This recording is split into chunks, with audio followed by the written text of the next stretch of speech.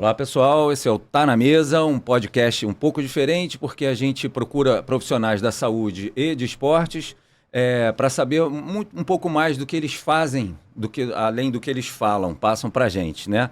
E hoje o Tá na Mesa aqui é um Tá na Mesa especial, a gente está com Belmiro de Salles. Belmiro? Beleza, Léo? Tranquilo? É uma honra ter você aqui com a gente, meu camarada. Vai ser bom o negócio hoje, hein? Papo aqui Prazer. vai rolar. Belmiro, eu acho que eu vou pedir para você dar um breve resumo aí no seu currículo, porque ele é extenso, né? e é até difícil para mim. Fala Então, aí. eu sou formado em Educação Física pela Universidade Federal do Rio de Janeiro. Fiz minha especialização na extinta Gama Filho, em musculação e treinamento de força. Meu mestrado também em Educação Física, trabalhando com o efeito do treinamento de força, sempre trabalhando com musculação, né? Mas analisando os efeitos vasculares, né, e hipotensivos do treinamento de força em idosos. Meu doutorado eu fiz em fisiopatologia clínica, que é uma sub-área da medicina, estudando também efeitos vasculares do treinamento, mas em mulheres com sobrepeso e obesidade. E fiz um pós-doutorado na UFRJ, voltando para essa parte de desempenho, que eu estudei na graduação, especialização, estudando o intervalo autossugerido.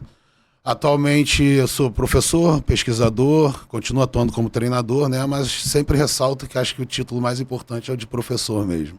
É. Gosta da aula? Gosto de dar aula. Tem Hoje gente que nasceu para isso, né, cara? É isso aí. É o teu caso? Acho que sim, acho que sim. Não era o foco no início, não, mas acabou se tornando depois. Bacana. Hoje é produção científica, acadêmica, livros, e-books, e dar aula são o meu foco, né? O que eu mais faço. Tava até falando para você que vem aí de 4 finais de semana seguidos, ministrando cursos e palestras em congressos, né? Então é a minha realidade atual. Essa é uma pergunta sobre o final, mas eu vou fazer daqui a pouco. Inclusive, antes eu vou aqui anunciar os nossos patrocinadores, pessoal que apoia aqui o programa, o evento. Então a gente tem a Academia Upper no Flamengo, né? Para quem é da área ali, acho que é a melhor academia da área, com certeza. O CT, né? A Arena Upper, que é o CT de treinamento deles. E também a ML Salvio, que é a maior distribuidora de produtos sem glúten e sem lactose, que inclusive trouxe aqui um presente, eu deixo em cima da mesa, que senão eu esqueço. Um presente aqui pro meu Miro, bacana. Obrigado, cara.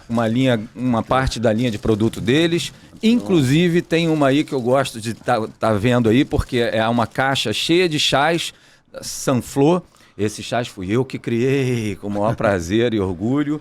Eu gosto muito de chá, e aí, como ele era meu paciente, virou amigo, paciente, e aí ele lançando a linha de produto deles, ele falou, Léo, vamos fazer uma linha de chás e tal, não sei o quê. Eu falei, vamos ver, acho que vamos ver se eu consigo. E ficou legal, deu certo. De 4 produtos, a gente já está com acho que 6 ou 8, nem sei mais. Vou experimentar. Enfim, se gostar de Legal, chazinho, né? boa. Valeu, obrigadão, cara. Obrigado pelo presente. Eu que agradeço também. Isso aí é agradecer mais eles do que eu, né? Então, obrigado aí a galera que mandou esse ML Salve. ML Salve. Obrigado aí, galera. Belmiro, a gente costuma começar o programa pedindo pro entrevistado contar uma história engraçada com comida. Normalmente, às vezes é difícil lembrar, mas normalmente a gente tem, né? Várias, inclusive. Pô, eu tenho várias, né? Mas assim, até relacionado ao meu trabalho, eu viajo o Brasil todo, né? E no norte, Belém, Macapá, Manaus, eles têm costume de comer açaí com filhote, né? Que o filhote é um peixe típico de lá, um peixe de água doce, um peixe delicioso, assim, com uma carne bem macia e bastante gordura. Então, é uma carne, apesar de branca, bem gordurosa. E eles servem com açaí, né? E eu, achando que já era malandro, já tinha ido para Belém, já tinha ido para Manaus, cheguei lá no Macapá e eles serviram açaí. Eu peguei o açaí, que eles normalmente mantêm numa cumbuca e comem junto com a comida, mas mantendo na cumbuca, né? E taquei no prato, assim, do lado do peixe, assim. Eu, cara, não, faça isso é um sacrilégio. O açaí a gente toma na cumbuca, a gente bota no prato. Achei que era tipo um feijão, né? Vou botar aqui no arroz. E aí tem várias, né? Mas acho que essa é uma bem emblemática. Mas poderia, né? Não tem tanto problema também, né? Esse daí tá mais... Fica um prato meio zoado, assim, né? Porque o açaí... Parece feijão ali, de repente. É até mais denso. Colorido, mais denso, né? Eu tenho um vídeo, cara, engraçado agora que eu peguei da internet, que eu vi há pouco tempo, que era daqueles negócios do que você não pode fazer na Itália, né? Do cara cortando o macarrão, e a galera assim. Eu não sei se aquele vídeo é 100% real, hoje em dia é difícil, real, quero dizer, se não combinou com um garçom, com as pessoas, o cara jogando ketchup numa pizza, a garçonete faz aquela cara assim, ai meu Deus, aí vem um cara lá de dentro, não sei se é o dono, se é o gerente, se é algum outro cliente, fala, pegou o ketchup, esse ketchup é seu, jogou longe. Eu joguei bola na Suíça, né? Eu joguei num clube de italianos e eu brinquei com eles. O que eu falei, cara? Eu acho que eu falei que a gente jogava ketchup no macarrão. Eu não joguei não, porque eu não gosto. Mas eu falei, eles, não, Leonardo. Aí o zagueiro ficava perto de mim, ele só dava uns tapão assim na minha cabeça. Enfim, era coisas que a gente sabe que não pode fazer na Itália. Não pode fazer com a comida, culturalmente. E, Belmiro, tem uma outra coisa que eu costumo perguntar, que é o seguinte, tem alguma fake news na tua área, alguma dessas coisas que a gente vê no Instagram, internet e tal, que te... Ai, meu Deus, eu vi isso. Cara, tem várias, né? Na verdade, o que me fez realizar essa transição para internet era que estava rolando uma difusão grande de fake news na minha área. Uma delas, até que não é muito da área do treinamento de força e musculação, que tem muitas, que saiu até na capa da Folha de São Paulo. Um profissional da área, com uma análise enviesada de algumas evidências científicas, lançou a frase que era aeróbico engorda, né? Querendo puxar a sardinha para o treino intervalado. Hoje a gente sabe que não tem muita diferença, né? A modalidade que a pessoa mais se adapta e consegue incorporar no cotidiano vai ser a melhor. Mas o cara querendo vender uma modalidade de treinamento, né, falando mal de outra. E dessa forma, né? E a pessoa que não consegue fazer o intervalado, pessoa que faz a caminhada ali e acredita nessa fake news, vai passar a não fazer a caminhada por causa de uma notícia enviesada. É complicado, né, cara? Na minha área tem bastante. Porra, na verdade, tá confuso para as pessoas hoje, né, cara? Em quem acreditar, porque às vezes é um cara que tá, sei lá, cheio de seguidor, e todo mundo fala, pô, então o cara deve saber o que tá falando, se mostra estudioso. Hoje em dia a galera tá começando a postar e mostrando, tipo, o estudo, o título do estudo, não sei o quê. É porque quase ninguém mesmo clica ali e vê o estudo, né? Porque eu já vi gente que fica hoje desmentindo as pessoas, que fala assim, tá vendo esse estudo que fulano postou? Ele nem é com em vivo, né, cara? É in vitro, ou começa a mostrar vários estudos. Ah, esse aqui foi com ratos e não sei o que, o cara falando como se fosse né, e tal. Então, acontece muito. Eu acompanho alguns da sua área também, né? Principalmente relacionados à suplementação, né? Creatina causar queda de cabelo, cafeína concorrer com o efeito da creatina. Pô, logo, isso daí eu vejo. Isso aí até hoje em dia eu confesso que eu falo para as pessoas, eu falo, gente, por essas outras que estão falando para tomar depois dos treinos, porque compete com a cafeína, que não sei o que, eu só falo, de cara, todos os pré-treinos são juntos. Sabe? Eu falo, você toma a hora que você quiser, a hora que der, o importante é estar tomando. Enfim. A segunda parte eu vou pedir para você contar a sua profissão meio que num bate-volta, tá? Num bate-pronto. Então, resumidamente, algumas perguntas, beleza? Tá bom, vamos lá. O que você mais vê na sua profissão? Exercício. Atividade física. Bate-pronto? Vamos falar? Então tá, se quiser estender um pouquinho só... Bate-bronco. Que teve um, acho que foi o Eduardo, cara, que eu tava rindo. Eu falei, Eduardo, tu lembrou que era bate-pronto, cara? Porque assim... Ele dava umas respostas de uns 5 minutos e tal. E eu até falei durante a entrevista. E no final que eu falo assim, agora é uma palavra, resume uma palavra a sua profissão. Aí o cara falou uma palavra, só que ele explicou com 3, 4, 5 minutos, explicou o porquê dessa palavra. Enfim, tanto faz aqui, tá? Vamos lá. O que você mais faz nela? O que eu mais faço hoje? Estudo da aula. Você passa muito tempo estudando? Cara, hoje que eu tô nessa tudo que sai da linha que eu estudo, eu leio. Tudo que sai. Diariamente. Tudo que sair Na verdade, eu tenho algumas listas de PubMed salvas de busca, que chegam os artigos para mim. Outros chegam por alunos, colegas pesquisadores, por grupos. E eu sou assinante, né, da Journal of Strength and Conditioning Research, então todo mês eu vou lá e olho todos os estudos que saíram, seleciono os que mais me agradam, que é o periódico que eu tenho mais afinidade, que eu mais publiquei e que tem ali uma seção de aplicação prática em cada artigo, né? Os artigos têm que ter validade externa, então é a revista que eu mais curto. Mas leio diariamente, tô hoje em dia também lendo diariamente um livro em paralelo. Então, eu acabei de ler o do Arnold, estou lendo, começando a ler a biografia do Tupac. Então, leio bastante. Então, para escrever, né? Então, tenho que estudar bastante. E estou ministrando o curso todo final de semana, né? Agora, na verdade, até alguns anos atrás, você nem me encontrava nas comemorações familiares, né? Que você é amigo da minha família, porque eu estava trabalhando todo final de semana, né? Aí, desde da pandemia para cá, que eu tenho tentado fechar menos. Fechado 2 eventos por mês, porque todo final de semana fica punk. Mas vem de 4 finais de semana seguidos aí. Você tem artigo publicado também, né? Tenho, quase 100. Tenho 90, quase 100? 97, eu acho. Cara, eu tenho uma certa inveja. Eu não tenho inveja, não, na verdade, não. Porque eu não consigo. Eu ia falar inveja porque eu não consigo ficar, tipo, todo dia lendo artigo. É quase que ler contrato pra mim, cara. Eu falo, puta, não dá, cara. Eu espero alguém que lê muito artigo e eu converso com ele sobre esses artigos. Eu faço isso. Alguns professores que eu sei que estudam muito, leem muito artigos, eu falo, aí eu vou lá e pergunto, né? Pesquiso assim. Mas, né? Enfim. E o que você mais gosta na sua profissão? O que eu mais gosto na minha profissão?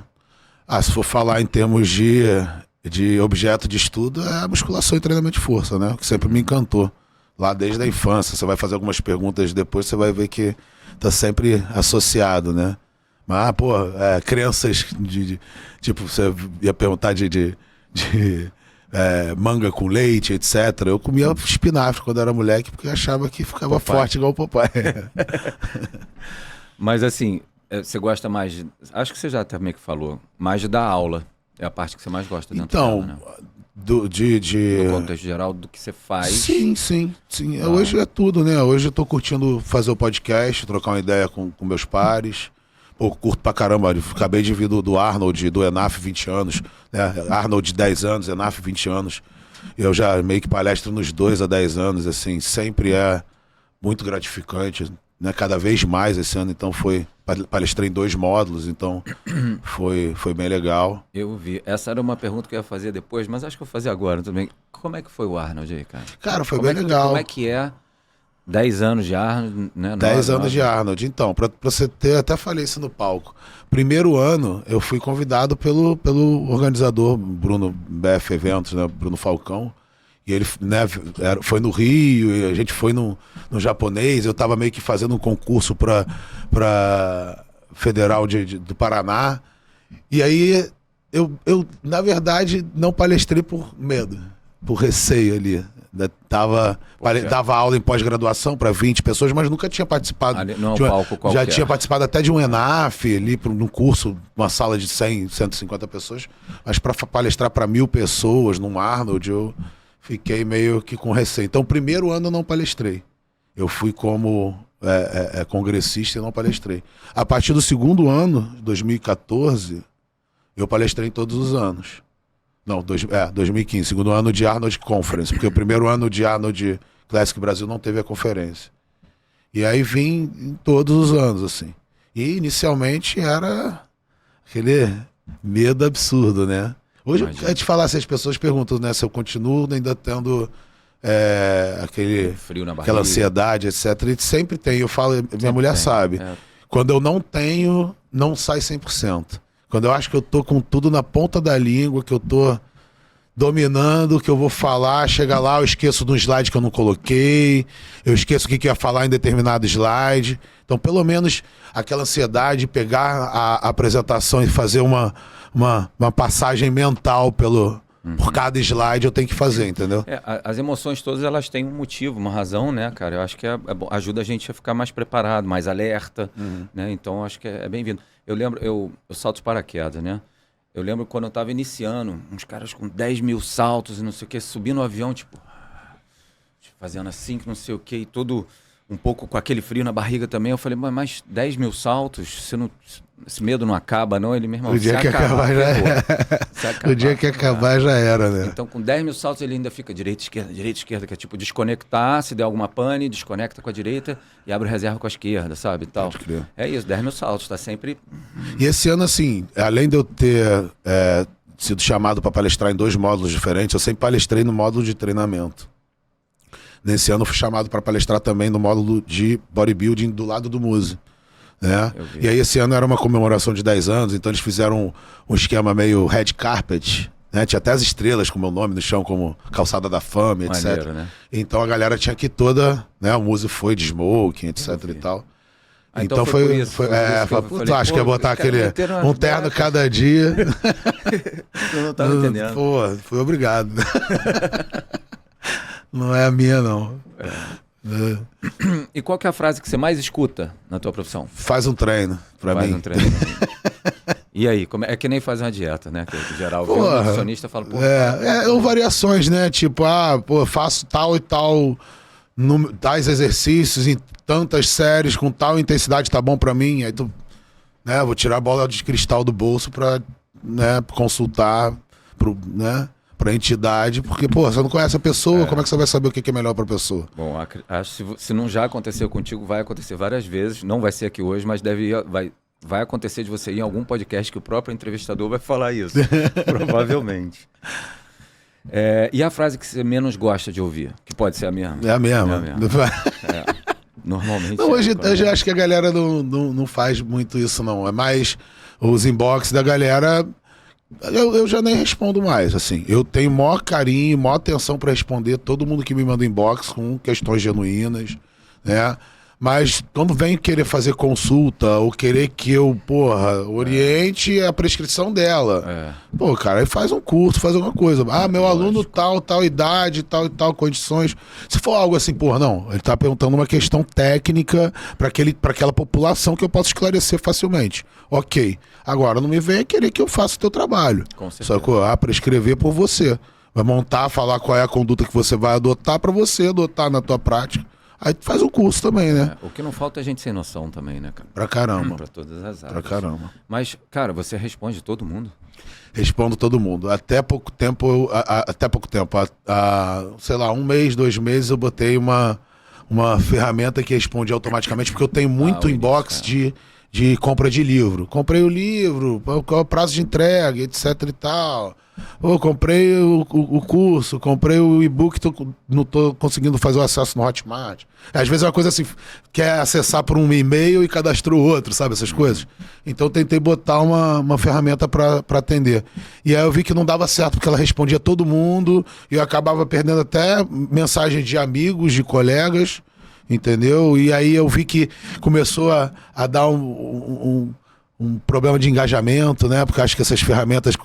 É tempo de tela, né? Instagram é tempo de tela, então quanto mais você fica respondendo inbox, direct, mais o seu algoritmo entende que tá funcionando, entendeu? Então eu comecei a ver que ali, entrada de seguido, mesmo tendo posts e reels com centenas de milhares de visualizações e curtidas, eu via que o engajamento do perfil não estava mais tão...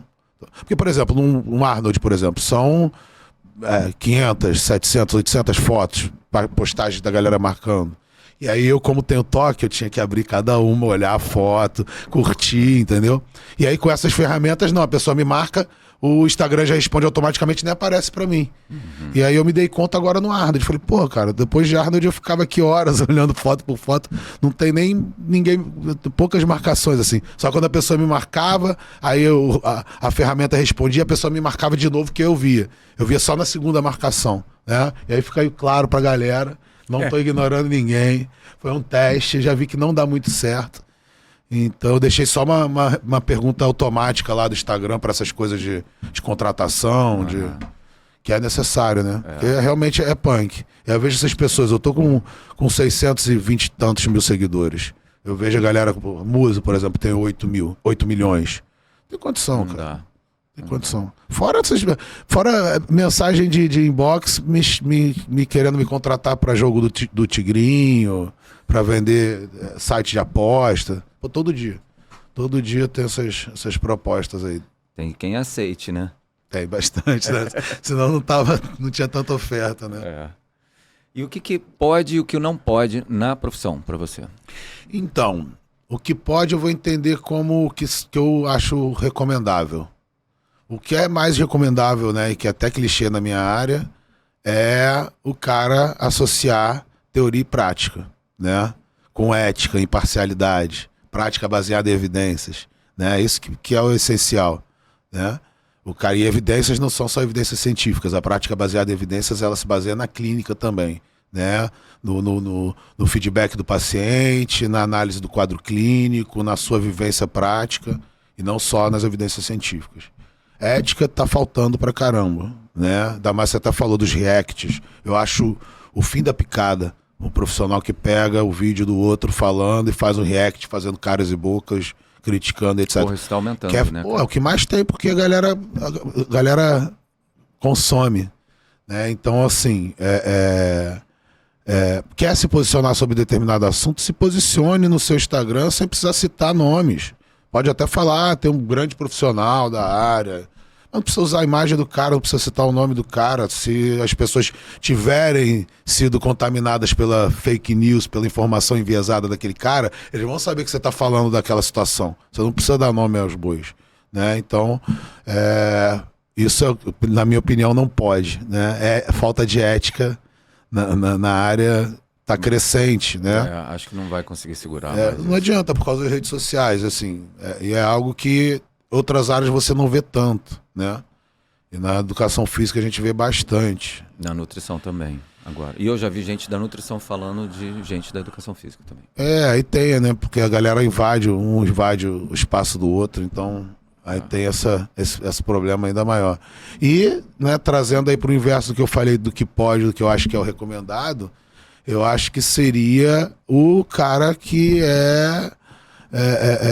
que trabalha, por exemplo, só a teoria, né? Sem prática.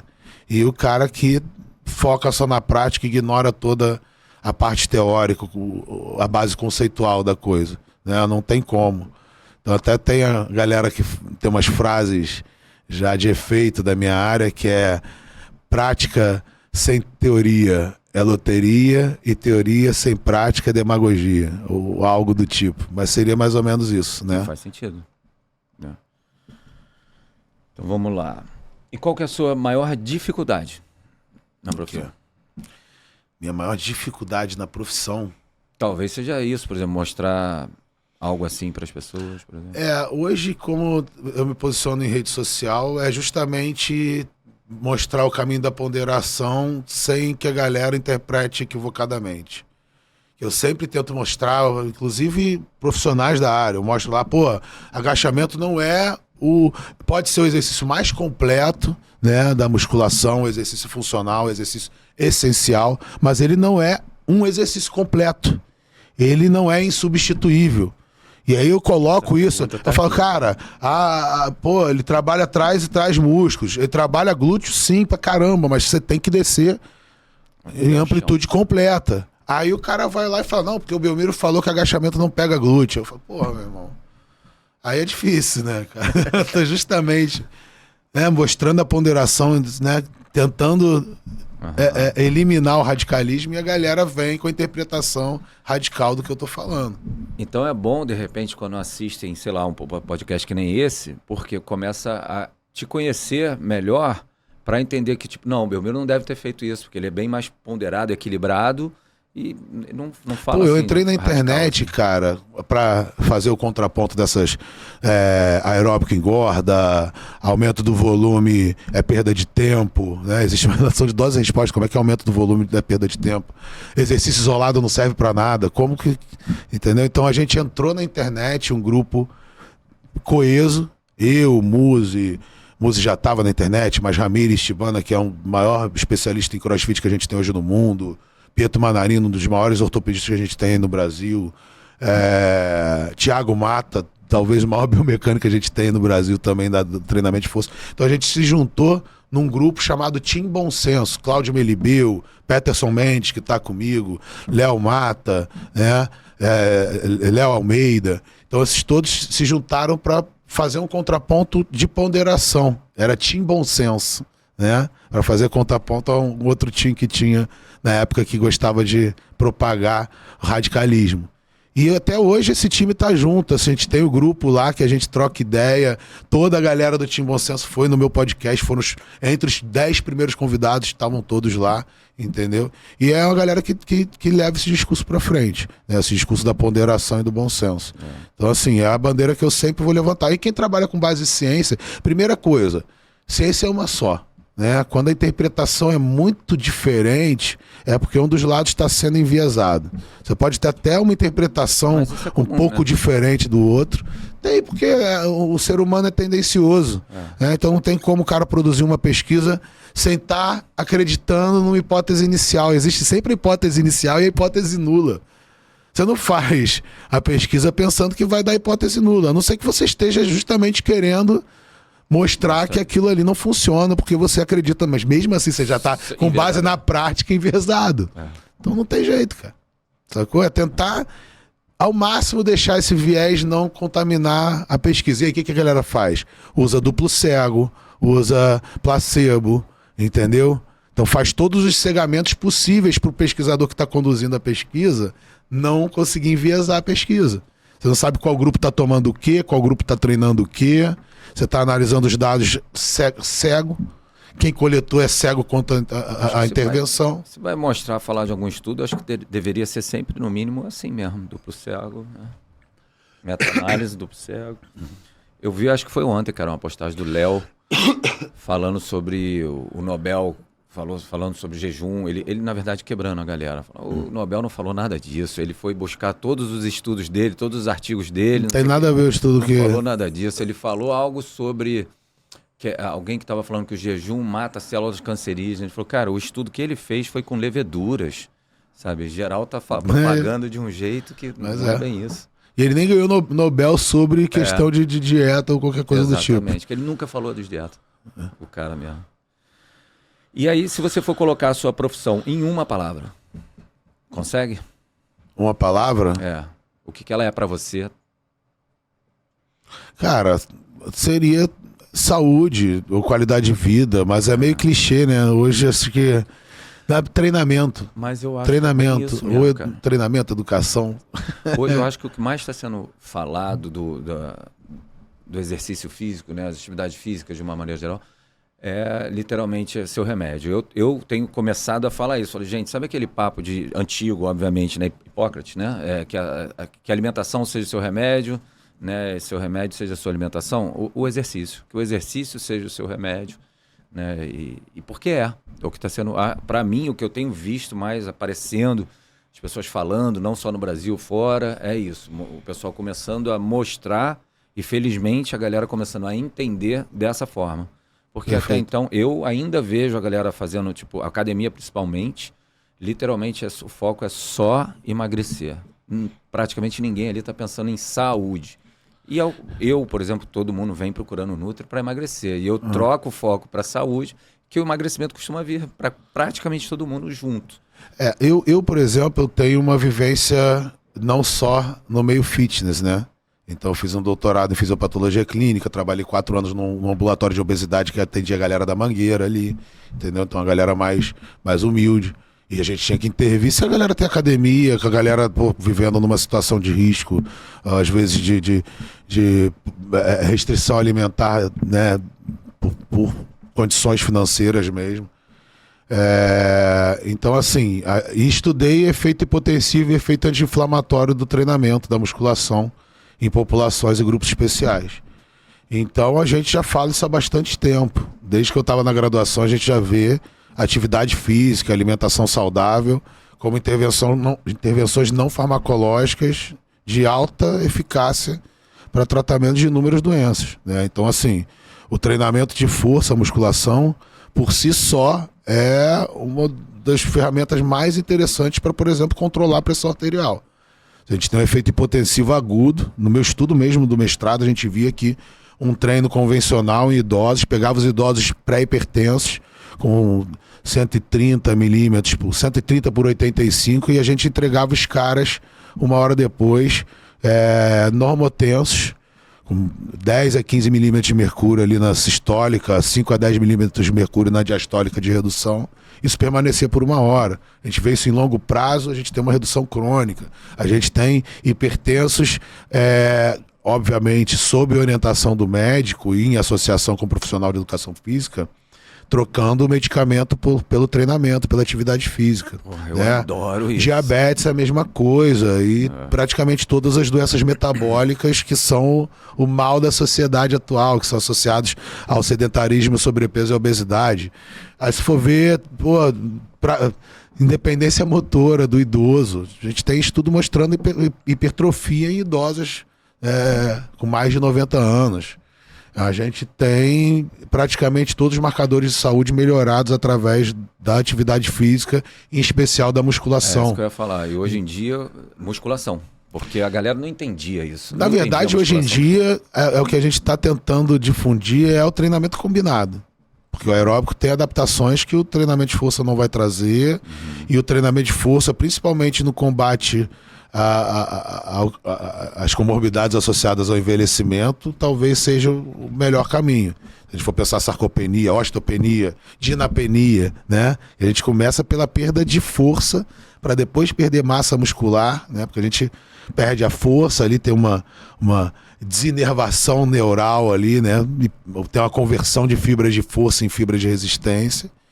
E atrofia dessas fibras, depois perda de massa muscular, massa óssea, isso associado com outros inúmeros problemas aí vasculares, né, circulatórios, metabólicos, etc., que são todos meio que desacelerados ou até mesmo revertidos pelo treinamento de força, ou treinamento combinado, principalmente. Foi meu TCC. Sarcodinapenia. E aí as pessoas me perguntam um pouco, né? Ou então eu já saio falando com algumas pessoas, e aí eu, no caso, só dei uma pincelada na parte de atividade física, né? Que sou nutricionista, só que tive que passar por essa parte também para completar, fazer um bom trabalho.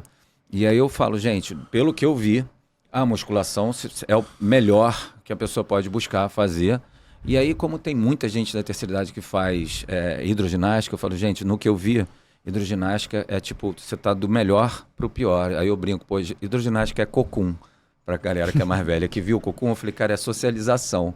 O ganho, pelo que eu estudei, é quase nenhum, é irrisório mesmo, talvez também... A ausência da gravidade, forma, né? Dali tem alguma gravidade, mas para você ter ideia, eu falei disso no penúltimo episódio do podcast, que foi com o meu orientador, que ele foi participou do primeiro e participou do episódio de 1 ano. E ele fala, não, se a gente fosse bom, a gente estava na NASA, a gente é medíocre, nós somos pesquisadores medíocres, etc. Faz uma brincadeira que realmente, a gente tem que realmente entender nossas limitações e limitação do que a gente produziu. Por que ele fala isso? Porque existe um cara na nossa área, que é o Steven Fleck, que inclusive eu já publiquei artigo com ele, que escreveu um livro com o meu orientador, e que foi do Comitê Olímpico Americano, etc. E o maior desafio para o ser humano chegar em Marte, por exemplo, é manter massa muscular. E ele criou um método para treinamento de força e manutenção da massa muscular em gravidade zero. Equipamentos para serem utilizados em naves. Né? Isso foi algo que realmente reflete, tem impacto. O estudo tem impacto, o fator de impacto dos estudos científicos é justamente que a Nature é a revista que tem maior fator de impacto, né? British Medical Journal, etc. Por quê? Porque a notícia, o estudo que sai naquela revista, ele impacta a sociedade de maneira que aquela área não vai ser a mesma antes e depois daquele estudo ter sido publicado, né? Então, assim, tem muita gente que acha que publicou estudos desse tamanho, dessa relevância. Muito longe, né? Assim, na minha área é muito difícil a gente encontrar um estudo que tem essa relevância, esse impacto na sociedade, né? É mais um estudo que encontra a cura de uma grande doença ou cria uma grande tecnologia inovadora para reduzir o uso de tecnologias de combustíveis fósseis, por exemplo. Né? Isso que é realmente impactante para o mundo, né? E o que ele falou nesse estudo aí? Fiquei curioso. Do quê? Do exercício em gravidade zero. Ele criou equipamentos, eu não lembro se são resistências pneumáticas, saiu até no Fantástico algum tempo atrás os equipamentos que eles desenvolveram. né, para treinamento em gravidade zero. Maneiro. Vamos lá. Acho que agora a gente já tá na... Contar sua vida pessoal Ih, rapaz. com a comida. Aí ferrou. Sabe cozinhar? Não. Nada? Faço não me viro. Se eu pegar ali uma receita, mas eu não gosto de cozinhar, não. A gente já... Desde que a gente pode, eu e a Alda, a gente vive refeição de restaurante. A gente encomenda. A gente tem em casa frutas, frios, pães, castanhas, mates, essas coisas a gente tem sempre em casa, né? Em boa quantidade sempre, boa disponibilidade. Mas comida a gente compra, até porque somos um casal, eu sou meio chato, eu não como comida requentada, sou meio chato para comer. Já comi muita coisa. Até você vai perguntar e eu já te falo o resto. E o que você mais gosta de comer? O que eu mais gosto de comer? Assim, até eu gosto de um prato, de um bom prato. Assim, eu gosto de ir em restaurante Volume que você tá querendo dizer. Não, de um prato de chefe. Então, assim, eu gosto de comer comida de qualidade. Mas vamos dizer assim, comidas que eu mais gosto de comer. Japonês, churrasco hoje em dia, até porque eu tô usando esse aparelho invisível aqui, eu tô descruzando a mordida, então tá difícil para comer carne. Né? Mas eu gosto bastante de um churrasco. Gosto de. Pô, aí vou falar mais japonês, churrasco, feijoada. Né? Eu gosto de comidas palatáveis, se for perguntar mesmo. Mas e o que você costuma ter muito em casa, por exemplo? Que você falou de frutas. Que fruta? Eu, por exemplo, em casa. Então, eu tenho banana sempre, como banana todo dia, como mamão todo dia, como uva congelada praticamente todo dia. Uva congelada? Essa é uma abacaxi, dica maneira, né? Abacaxi, manga, às vezes como manga congelada também. O que tiver de fruta eu como. Assim, eu almoço toda terça na casa da minha avó, normalmente lá tem umas frutas mais alternativas, mas em casa eu tenho sempre essas aí. Bacana. Então não tem medo de fruta, não vai causar cirrose, não, né? Não. Fruta eu tenho até que segurar a onda. Às vezes eu exagero um pouco. Cara, antes de fazer faculdade, antes de estudar, meu café da manhã era tipo meio abacate, um mamão, 3 ou 4 bananas, já jogava tudo num bowl assim. E aí botava, um montão de aveia, chia, de trigo. Eu hoje já comi. Mudei bastante isso. Ainda bem que tinha essa aveia chia pra salvar. Mas era sempre... hoje eu como, assim, até agora já comi meio mamão e 2 bananas de manhã agora. Eu acordo, tomo um whey com creatina e uma banana. Aí tomo os manipulados. Aí 1h30, às vezes 2 horas depois, eu como um café com a Alda. Normalmente é um pão com queijo, um mamão, um copo de mate, um iopró, às vezes como ainda uma banana, uma uva. Aí depois do treino eu tomo mais um whey, uma creatina e aí vem almoço e assim vai. Você falou do iopró, minha mãe toma muito. Meio que deu uma salvada na vida num contexto assim da minha mãe. Para incluir mais proteína no dia a dia dela, né? É prático, né, cara? Só que a minha mulher me mandou uma postagem semana passada que eu falei, puta, pior que essa pessoa que postou tá certo. Ela pegou assim, um iopró, aí bota quanto tem de carboidrato, gordura, proteína, calorias. Mas eu só tomo de 25. Melhor, né? Eu só tomo e de às 25. vezes você pega, eu que compro às vezes pra minha mãe, pego uma promoção que tá praticamente o mesmo preço. E do lado ela pegou e encheu um copo de leite. E aí, cara, era muito parecido. Pô, mas um copo de leite vai ter 7 gramas, né? Não, 400 gramas de leite deu... Aí com o iopró de 15 gramas de proteína, sim. O copo de leite deu 14. Aí ela falou, porra, tipo, R$8 o iopró e de repente... R$2,50 o copo de leite. Mas é gostoso, né? E a saciedade. Muda muito.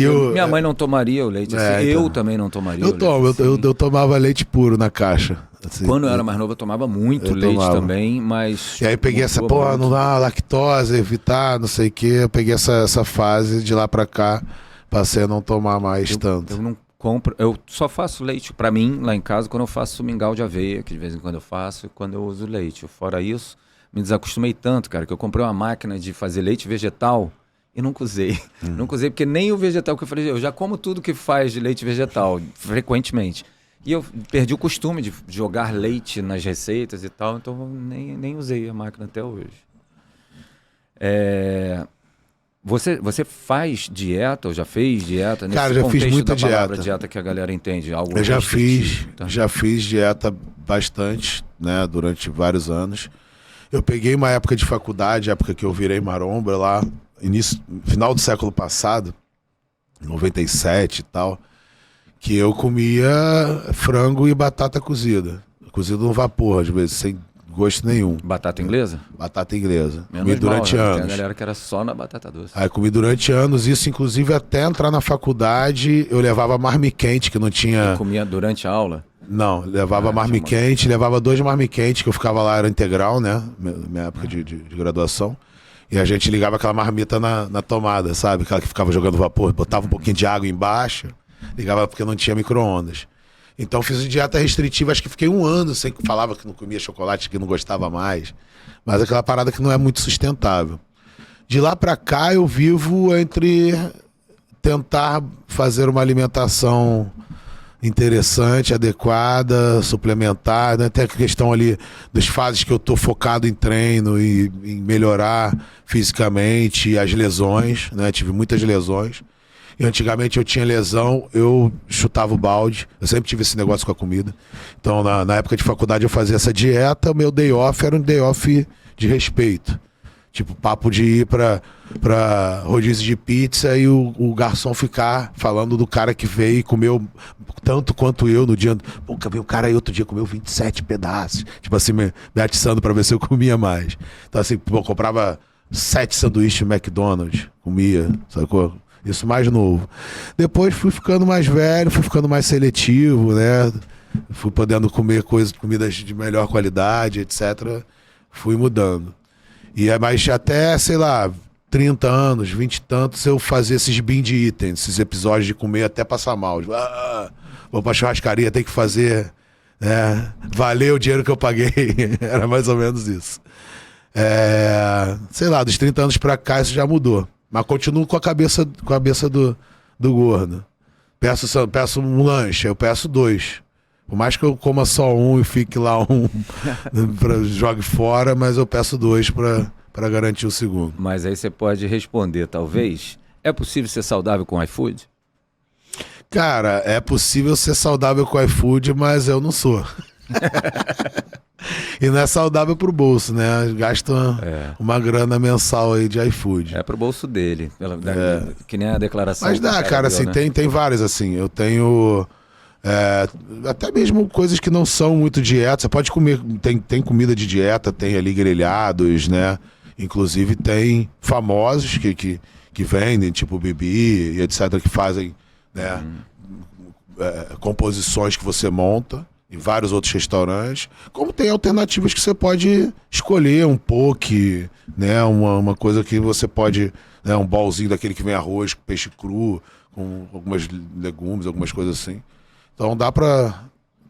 O problema é que a pessoa querer, né? Tem ali o melhor restaurante, você tem o cash pra pagar o melhor restaurante, mais gostoso, tá com vontade de comer, você vai escolher aquele frango grelhado com batata doce sem graça. Você tem esse poder de escolha, aí fica difícil voltar, né? É um problema. Mas tenho que ter o poder de escolha agora pra saúde.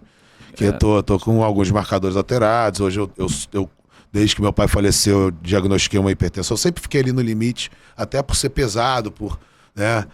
Vou lá, tô grandão, pesadão. O cara fala, pô, tá ali, limítrofe tua pressão, segura no sal, segura na dieta, perde um pouco de peso. Fala, pô, cara, talvez seja melhor tratar logo, porque pra eu conseguir fazer isso tudo concomitantemente com o meu estresse, com a minha vida. Então, assim, durante muito tempo eu fiquei no controle, através dessas, até que eu fui fazer um teste de esforço ali no dia da missa de 7º dia do meu pai, e tava 17/11. E aí no teste de esforço interrompeu porque a minha pressão foi no limite máximo superior.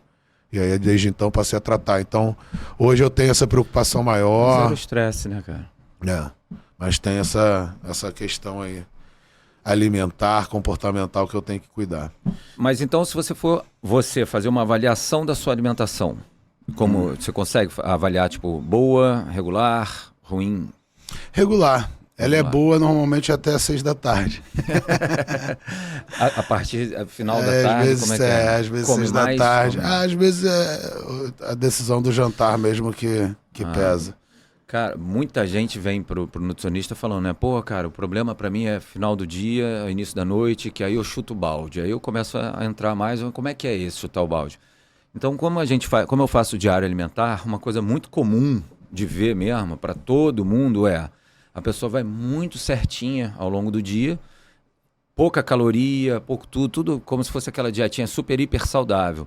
Cara, o corpo, vamos dizer que a mulher mesmo, precisa de 2.000 calorias dia. Chega às 7 horas da noite, ela está com 1.000. O próprio corpo vai pedir, cara, não, olha só, um brócolis não vai dar não. Preciso de algo calórico aqui. E aí começa, o chutar o balde vem por vários motivos, alguns hormônios e tudo mais, mas muito, cara, ali a gente já mata a maioria, na verdade. Fala, pô, então tenta equilibrar mais, jogar mais pro dia, que às vezes as escolhas da noite... Nem é o momento que eu já tô, pra mim é mais o momento que eu já tô em casa ali relaxado e meio que a recompensa do dia, entendeu? Uhum. Porque eu me alimento bem, assim, normalmente durante o dia, né? Em termos de... uma coisa que eu não consigo fazer hoje em dia é pesar a comida. Isso eu tenho dificuldade. Mas controlo bem os macros. Você gostaria de pesar ou não gostaria de pesar? Então, não gosto de pesar, não. Eu vou mais no olho mesmo. Eu e também. Aí, eu não gosto que nem meus pacientes pesem, mas a minha irmã é uma que briga. Eu tenho 2 irmãs em extremos opostos, cara. E aí uma delas, ela fica querendo que eu passe dieta pra ela, pra todo mundo. Pô, e aí, o que tem pesar? Adoro pesar, cara. Pra mim é saudável pesar, eu falo. Eu tenho uma dificuldade com ela pra caramba com isso. Falo, nossa, cara, como é que consegue ser mentalmente saudável tendo que pesar teu prato todo dia ali em casa? Você não tá na comida aquilo, cara. Enfim. Não, dá pra você ter essa noção, assim, de controle, né? Mas, assim, hoje em dia, no almoço, por mais que eu tente ali comer comidas menos processadas, é difícil comer sem um bom tempero, parada grelhada, com tempero. Hoje em dia eu não consigo mais fazer. Então, assim, meu almoço, ele sempre... Um almoço que é arroz, feijão, uma carne bem temperada e mais alguma coisa. Não curto legume e verdura, eu tenho maior dificuldade, entendeu? Mas não tenho dificuldade... Assim, se vier pronto, eu como. Cara, o problema é conseguir uma boa, por exemplo, uma boa salada com uma boa comida no iFood. Para comer uma boa salada, tem que pedir a salada separada da comida. Então, assim, para mim é complicado. Mas se tiver no lugar uma... Se bem que na casa da minha avó, por exemplo, tem salada, eu não como. Você faz vitamina em casa? Como assim? Tem vitamina de fruta, tipo banana e não, aveia? Não. Porque essa eu tomo é uma forma eu tomo bastante whey e Pro, assim, ao longo do dia. Eu tento suprir, assim, bater... Principalmente as proteínas eu controlo bem. Whey? Não bato. Bater eu não com tenho, banana, não mamão, tenho paciência. Pra mim, ainda nem pode ser coqueteleira para não ficar errado. Porque não desce bem. Eu gosto de bater na colher.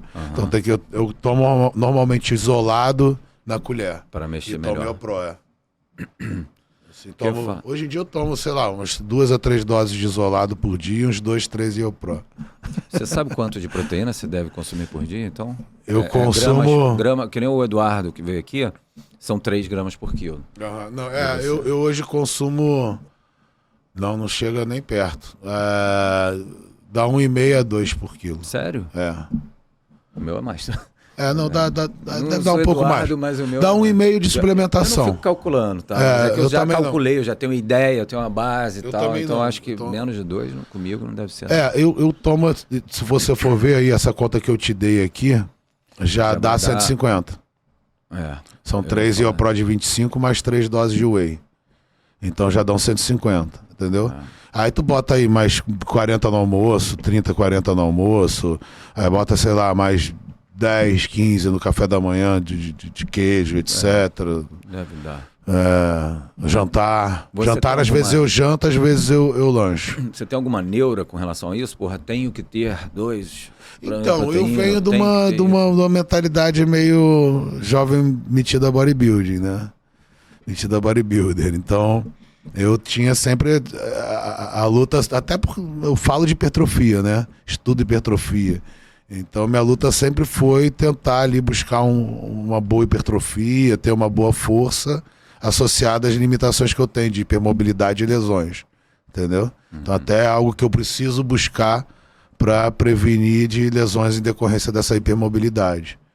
Então eu sempre quis e tenho essa mentalidade que, porra, gostaria de ter mais uns 5, 10 quilos de massa magra, né, ser um pouco mais seco, mas sei que a minha realidade hoje, minha idade, meu cotidiano não me permite, minhas lesões principalmente não me permitem. Mas tá bem como tá, não tá? É porque às vezes quando você encontra com cara, muitas pessoas que eu conheço, às vezes, principalmente quando começa, tá num bom processo, ou de novo, né, e tal, e aí se empolga e sempre acha que tá menor e que poderia estar maior, que vai ficar melhor, maior e tal. Você também? Eu gostaria, minha mulher não gostaria. Minha mulher já porra, toda hora que ela, alguma coisa que mostra que você tá num tamanho um pouco diferente, ela fala, tá vendo? Pra que você quer ficar grande? Sabe? Pesar a bike, quebra o ar, ela, pô, tá vendo? Olha, tá, banco senta no avião, tá vendo? Você quer, pra que você quer ficar maior? Tem desvantagens, né? Assim, eu ouço todo dia. Todo dia não, né? Mas toda semana eu ouço da aula, por que você quer ficar maior? Você, desse tamanho já dá trabalho, né? Você come rápido ou come devagar? Então, eu tenho colegas que comem bem mais rápido, percebi isso, principalmente médicos plantonistas que você olha já devorou o prato. Até pouco tempo eu comia relativamente rápido, não sei se rápido, mas moderadamente rápido. E aí com esse aparelho agora, e com a mudança da mordida, né, a mordida tá descruzando, eu tô tendo bastante dificuldade para comer. Então, até às vezes fico sem paciência para comer determinadas coisas.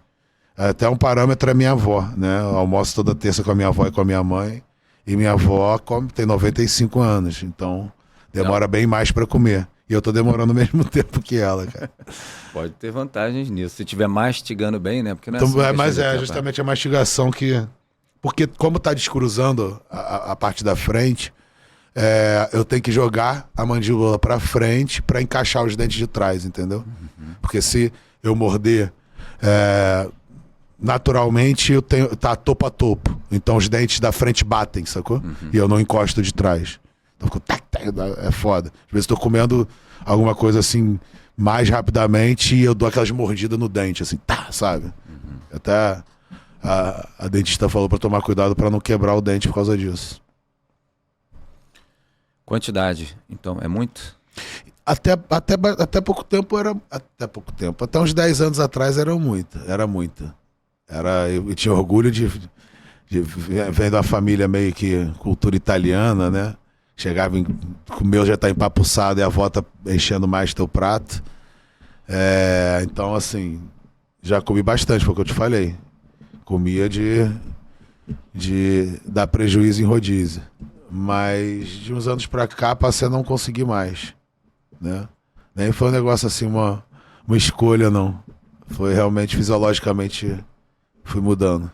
Eu como bastante ainda, cara. Não, eu como bastante. Se for ver, eu como bastante. Pra sustentar esse tamanho tem que comer bastante. Como bastante, mas não como 8 sanduíches, não como 8 sanduíches 4 pratos de feijoada. Eu comia, cara.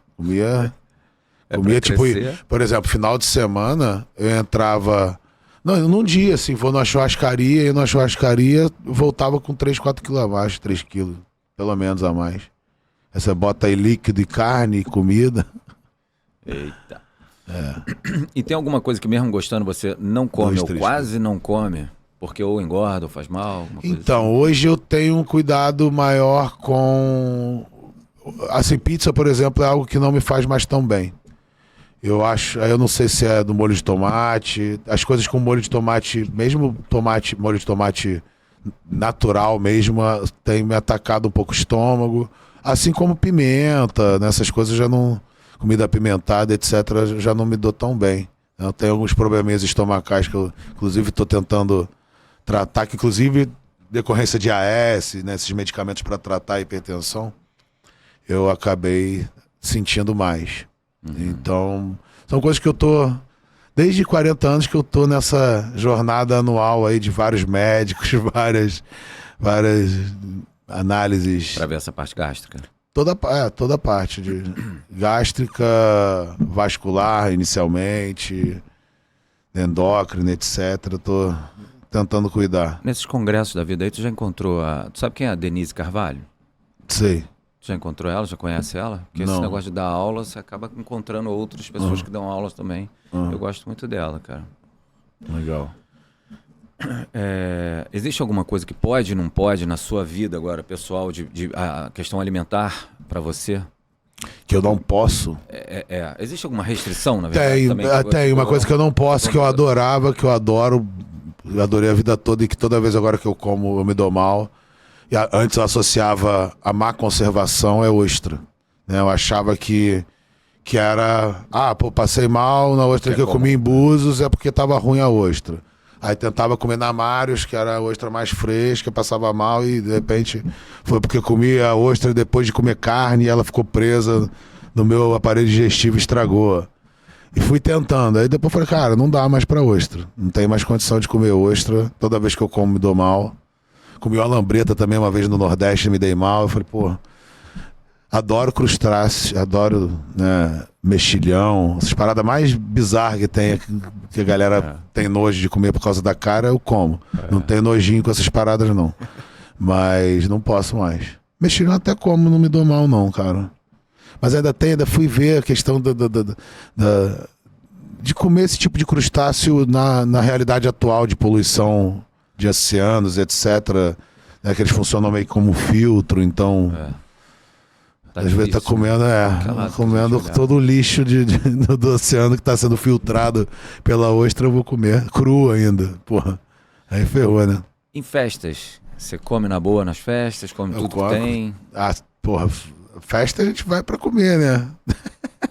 Eu tava ontem, comer, né, aturar, casamento, gente cara. bêbada, comer. Semana, comer. Só de camarão, tinha muito camarão empanado. Nossa, não adianta. Caraca. Eu vou pra festa, eu vou comer o que tem na festa, né?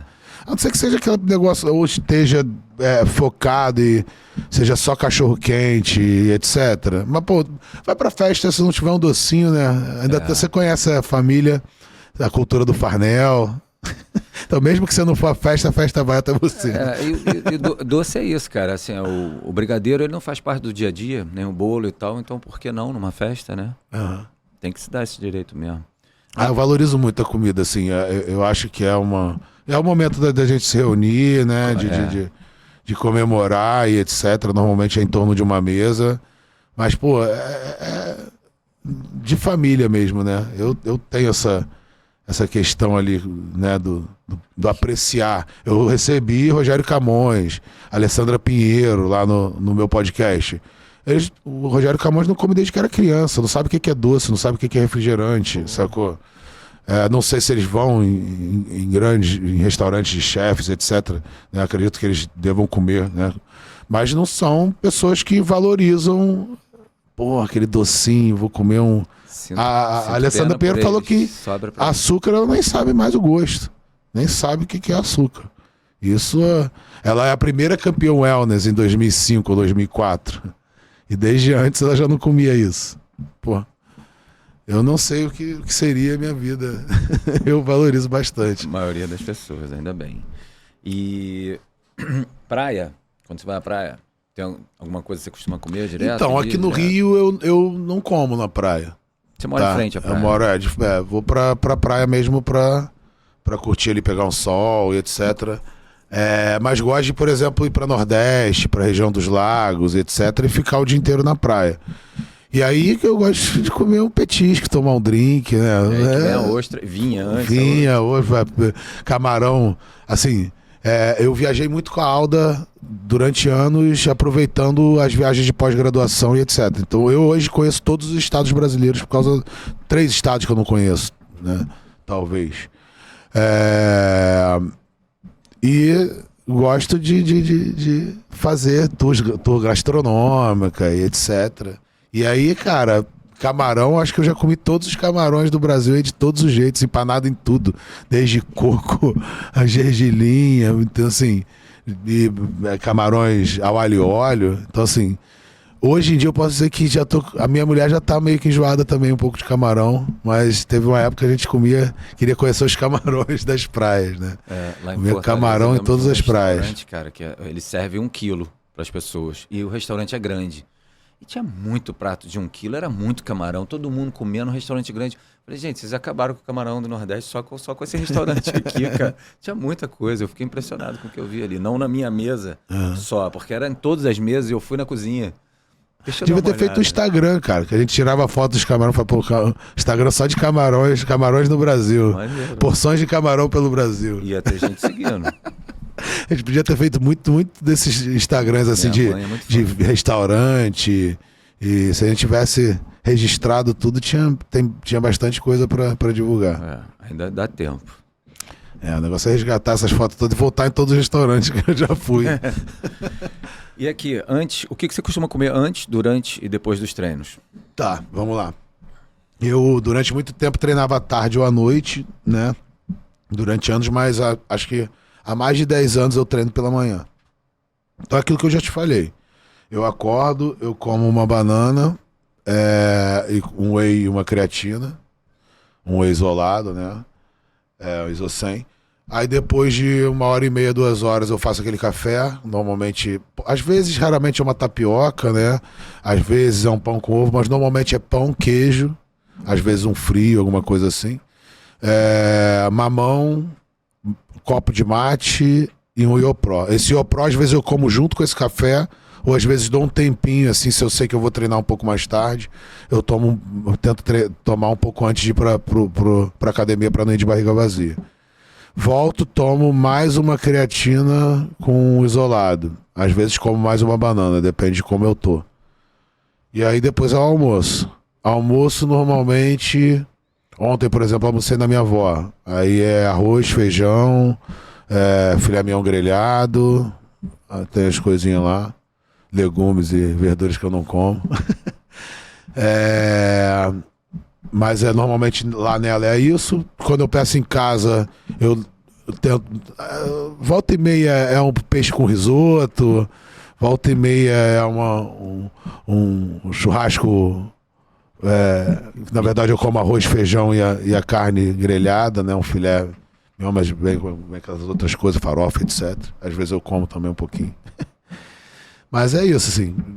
Antes do treino, tu perguntou, é isso? Antes e depois do treino, é sempre a mesma coisa ali de manhã. Suplementos que você toma, você falou do whey, que inclusive você compra o Iso100, cara? Consegue? Eu compro Tá difícil hoje em dia, compro né? na GSN, que é um site de uns amigos lá E confiável. de Ribeirão, acho que eles são. E quais suplementos você Então, eu toma? tomo Whey. a isolada, então tomo o Iso100 e compro às vezes uma outra paralela, né? Tomo creatina, de suplemento só isso. Ômega, toma um ômega. Tomo, acho que tá lá nos manipulados. Eu tenho uma parceria com a Day Pharma, eles fazem umas manipulados pra mim. Então tem um monte de coisa que vai no manipulado, até os medicamentos de pressão e etc, eu peço pra eles manipularem. Entendeu? Entendi. Então assim, tem algumas coisas, vitamina D, essas coisas todas tem nos manipulados, né? Para você, Belmiro, quais seriam os pilares de uma vida saudável? Cara, obviamente atividade física, uma boa alimentação, né? Não vou dizer dieta. E, cara, um estilo de vida saudável, com pouco estresse, com um bom tempo de sono, com boa qualidade de sono, principalmente. Você dorme bem? Não durmo muito bem. Quantas horas você dorme? Então, assim, em termos de horas, até durmo o suficiente. Que eu durmo, às vezes, de 11 às 5, 6, às vezes durmo de meia-noite às 7, mais ou menos. Mas eu acordo bastante por causa de dor no ombro, né? Tenho acordado com gastrite, então não durmo tão bem. Principalmente ali o final da manhã. Eu normalmente não acordo porque eu quero, eu acordo porque eu sou acordado. Toma alguma coisa para dormir melhor? Alguma coisa Não. Eu tô tentando fazer o tratamento do ombro, tô tomando diacerina, inclusive manipulada também, que é o Artrodar, né? Que é um um medicamento para artrose que controla citocinas inflamatórias e Tá tal. lembrando meu pai falando que Pô, tá acordando com essa dor no ombro. Pô, aí, tá foda, se for ver, tô tomando remédio para pressão, para frequência, tô tomando para artrose. Tá difícil. Tomar cuidado. Tomar cuidado. Mas falando em cuidado, tem alguma coisa específica que você faz pro seu autocuidado?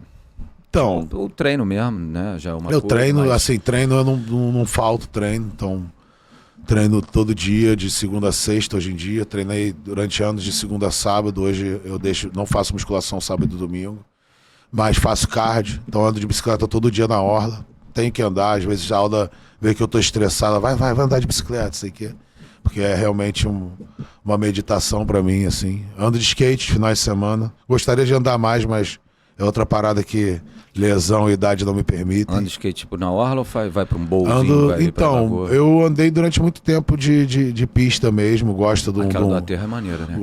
Andei bastante no Rio Sul, né, durante anos. Mas hoje é a mesma coisa, eu ando mais de carverzinho. Tem 2 carver que eu ando ali na orla. Na verdade tem 5 skates, né? Mas tem mais skate do que ando.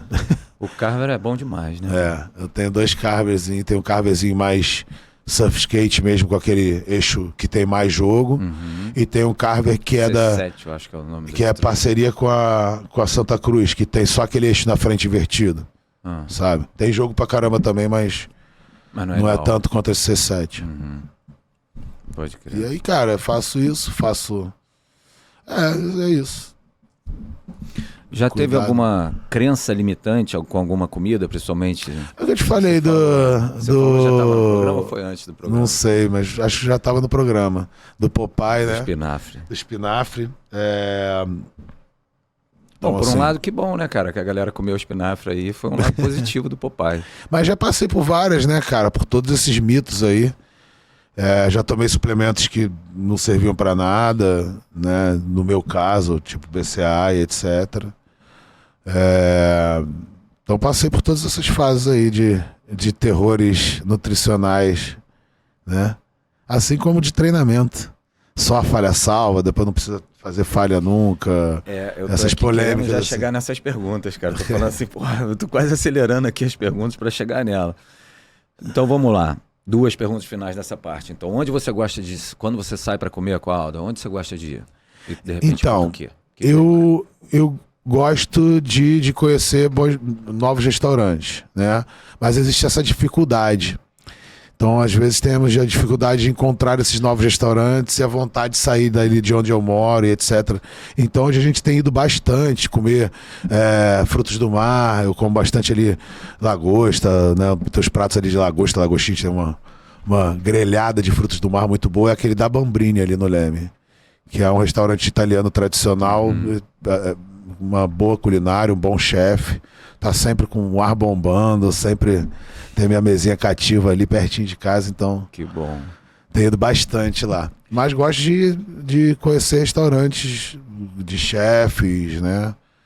Gosto também de ir num local para petiscar e beber uns drinks, etc, trocar uma ideia. Eu gosto bastante.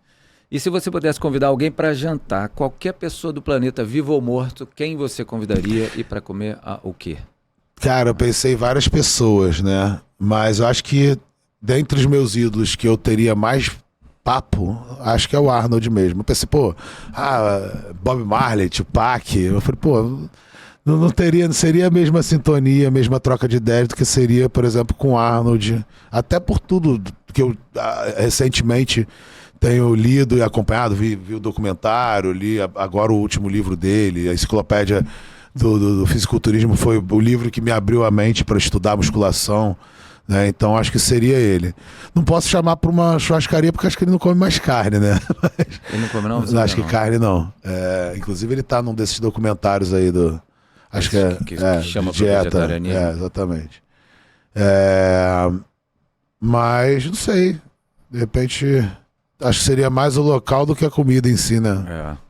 Se fosse aqui no Rio, ia levar num desses lugares com uma vista aqui top. Tem bastante opção bacana. Agora vamos lá. Algumas perguntas aqui de seguidores pro Belmiro. É preciso treinar até a falha, Belmiro? Faz diferença treinar até a falha? E isso é para todo mundo?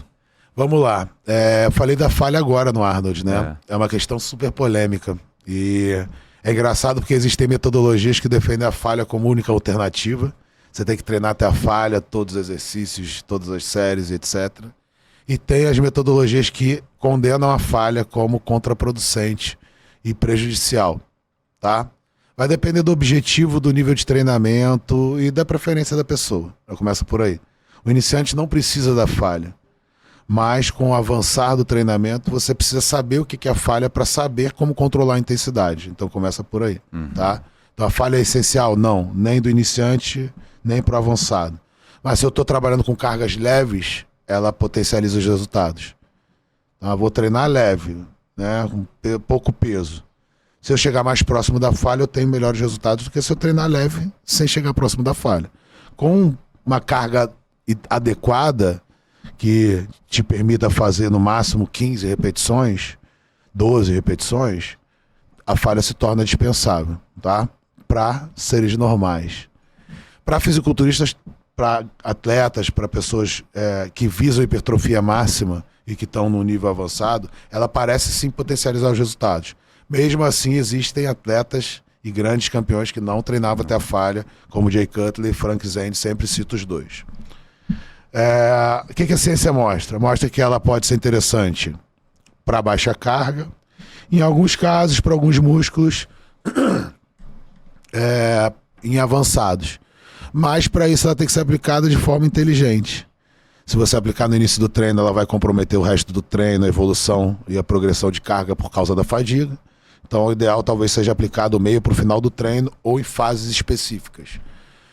Em exercícios multiarticulares básicos, agachamento, supino, você tem a falha técnica antes de ter a falha muscular concêntrica. Você começa pela fase excêntrica para depois subir. Então se torna muito mais arriscado, tanto de você fazer o exercício com falha técnica, né? E por estar fazendo ali uma técnica ruim, você se machucar. Risco de acidente.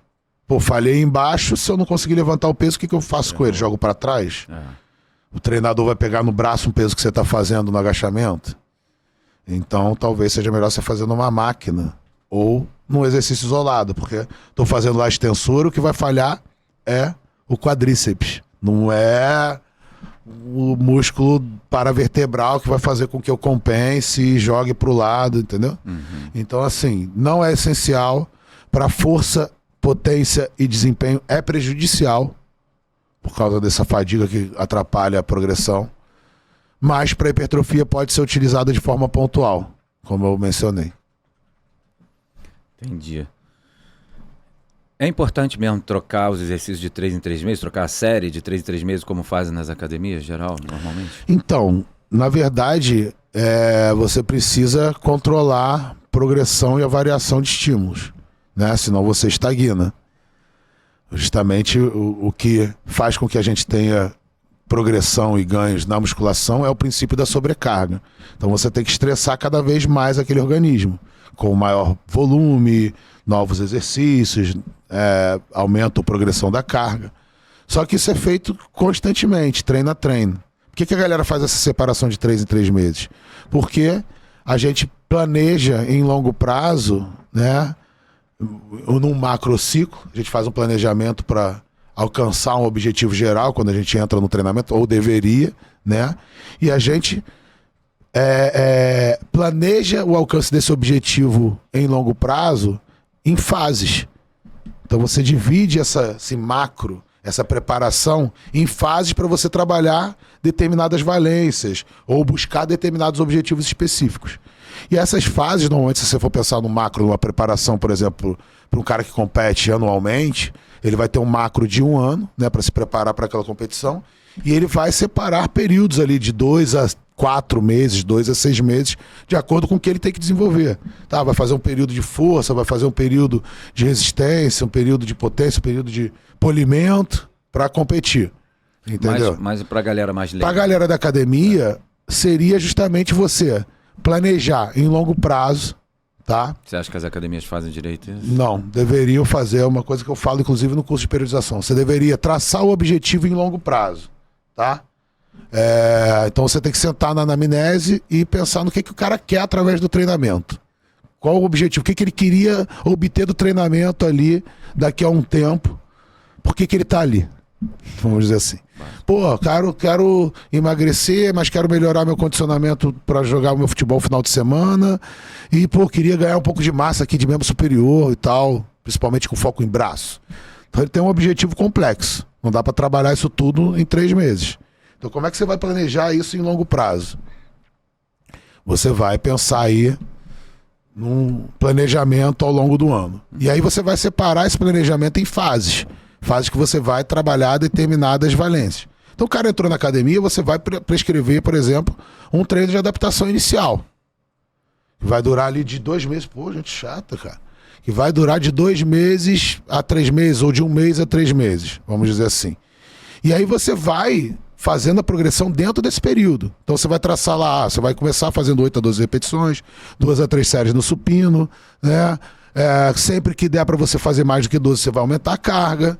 Depois de 2, 3 semanas, se estiver tranquilo, você passa a fazer mais uma série de supino. Então você vai mudar treino sessão a sessão. E você vai revisar a cada 3 meses. O que é revisar? É sentar com o cara, ver o que está dando certo, o que não está dando certo, se precisa ou não trocar determinados exercícios. Vai manter determinados exercícios por causa da progressão, que você tem que pensar na progressão de carga. E faz diferença, entendeu? Peso livre ou máquina?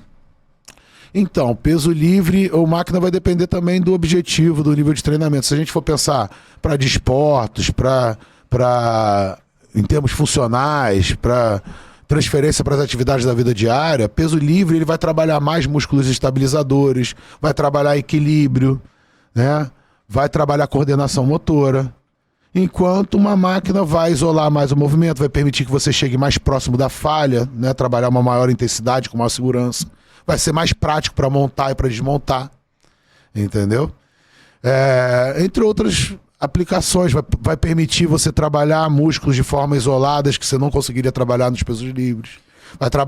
Vai permitir você explorar torques em amplitudes que os pesos livres não permitem, ficam engessados. Entendeu? Você mais cedo falou de agachamento. Agachamento é isso tudo mesmo que a galera fala? É preciso fazer? Tem que estar na série de todo mundo? Então, agachamento é um dos exercícios mais funcionais. Talvez só não seja mais funcional que o levantamento terra, né? Que seria aquele que você pega um peso no chão. Então ele é extremamente funcional e é um dos exercícios mais completos. Por quê? Porque ele trabalha diferentes grupamentos de forma simultânea, né? Em muitos grupamentos. Principalmente se você fizer um agachamento completo. Mas ele não é um exercício completo para membros inferiores. Ele não vai trabalhar panturrilha, ele não vai trabalhar posterior de coxa, ele não vai trabalhar reto femoral do quadríceps, né? Então você precisa de complementos, exercícios isolados para trabalhar esses grupamentos. Pô, professor, não gosto de agachar, ou agacho mal, ou sinto dor. Ele não é insubstituível. Você pode justamente fazer outros exercícios, ou até mesmo adaptações do agachamento, um búlgaro, um agachamento unilateral, um hack machine, ao invés de fazer livre, fazer um Smith, ou até mesmo não fazer, priorizar um terra, priorizar um hack, priorizar um leg, entendeu? E não fazer o agachamento. Não é essencial, não é obrigatório, né? As pessoas, você tem que agachar para ir ao banheiro. Você está sentando na cadeira. Então quer melhorar a funcionalidade de sentar na cadeira, faça exercício de sentar e levantar numa cadeira. Então é até mais funcional, né? Sobrecarrega esse exercício. Mas você tem a transferência, é diferente. A gente está cheio de perguntas aqui, mas a gente está sem tempo. Eu estou achando que eu vou mandar algumas perguntas para você, de repente mandar nos stories, responder para a gente agregar depois aqui. Eu acho que eu vou finalizar só com mais uma aqui. É difícil, rapaz, escolher aqui. Porque tem pergunta que existe diferença no período do ciclo da mulher para resposta aos treinos, ou mesmo os tipos de treino, se é mais aeróbico e tal, de acordo com o ciclo. Tem outra que existe diferença entre homens e mulheres? Vamos lá finalizar com essa. Homem e mulher, pode treinar junto? Poder pode, nada impede, mas o princípio primordial do treinamento é o princípio da individualidade, né? Então isso indica que até 2 caras que parecem ser do mesmo porte físico, mesma estatura, mesma, né, muscularidade, mesmo tempo de treino, dificilmente o mesmo treino vai ser o ideal para os dois. Entendeu? Por quê? Porque todo lastro de treino, todo histórico, a responsividade, a genética, a preferência, isso tudo vai influenciar na escolha do treino. Então, assim, quando a gente treina um homem e uma mulher juntos, provavelmente você tá direcionando através do treino de um deles e o outro tá acompanhando, entendeu? Então, normalmente vai ser assim.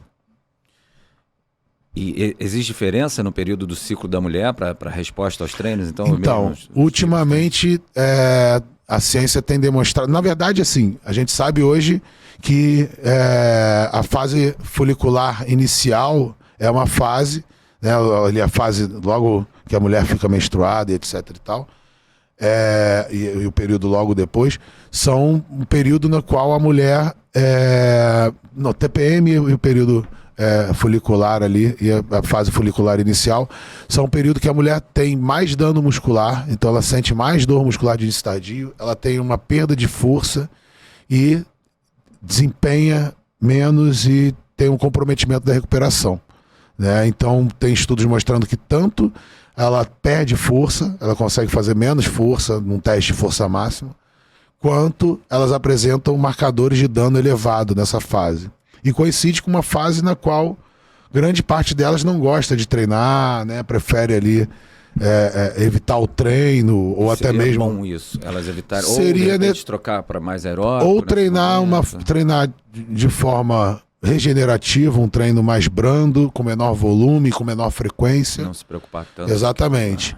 Saber que vai ter queda de desempenho, então talvez insistir num treino de desempenho não vai ser legal, porque vai ser frustrante. E logo depois, a fase folicular tardia ali, até 15 dias ali do ciclo, seria a fase para fazer mais força, né?